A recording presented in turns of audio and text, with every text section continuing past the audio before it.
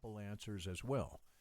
Many thanks to Professor Morrow for convincing me and Hackett Publishing Company of the need for and appeal of such a textbook, and then doing the lion's share of the work on it, carrying it now through 2 editions, first edition 2013, second edition 2016.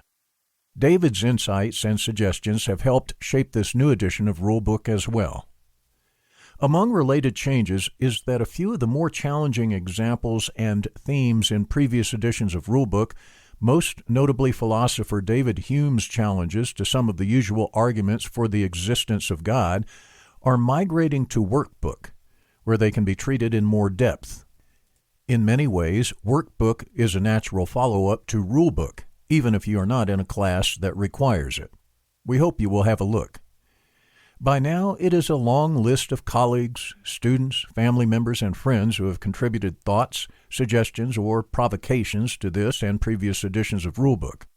This time around, I would like to single out Deborah Wilkes, president and publisher, and her colleagues at Hackett Publishing Company, whose stalwart support and gentle encouragement have made both Rulebook and Workbook continuously enjoyable and superlatively produced projects.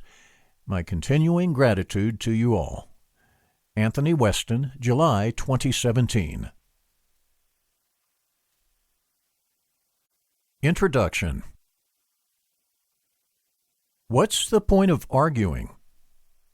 Many people think that arguing is simply stating their prejudices in a new form.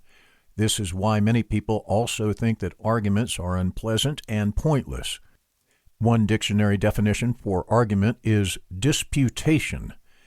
In this sense, we sometimes say that two people have an argument, a verbal fist fight. It happens often enough, but it is not what arguments really are. In this book, to give an argument means to offer a set of reasons or evidence in support of a conclusion. Here, an argument is not simply a statement of certain views, and it is not simply a dispute. Arguments are efforts to support certain views with reasons. Arguments in this sense are not pointless. In fact, they are essential. Argument is essential in the first place because it is a way of finding out which views are better than others. Not all views are equal. Some conclusions can be supported by good reasons. Others have much weaker support. But often we don't know which are which. We need to give arguments for different conclusions and then assess those arguments to see how strong they really are. Here, argument is a means of inquiry. Some philosophers and activists have argued, for instance, that the factory farming of animals for meat causes immense suffering to animals and is therefore unjustified and immoral. Are they right? We can't necessarily tell just by consulting our current opinions. Many issues are involved. We need to examine the arguments. Do we have moral obligations to other species, for instance, or is only human suffering really bad? How well can humans live without meat? Some vegetarians have lived to very old ages. Does this show that vegetarian diets are healthier? Or is it irrelevant when you consider that some non-vegetarians also have lived to very old ages? You might make some progress by asking whether vegetarians live to old age at a higher rate. Or might healthier people tend to become vegetarians rather than vice versa?